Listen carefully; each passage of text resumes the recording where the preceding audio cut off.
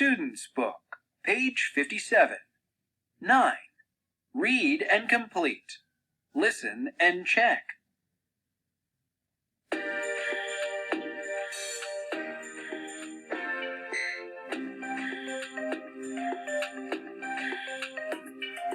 People, people, here or there. People, people, everywhere. Different colors, different skin. Bodies that are fat, bodies that are thin.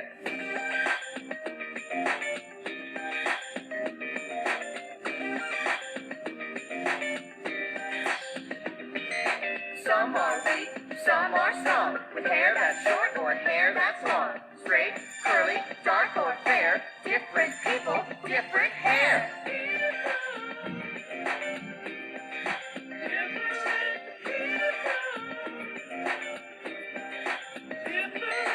Hungry, thirsty, happy or sad, young or old, good or bad. People are big, people are small, people are short, people are tall.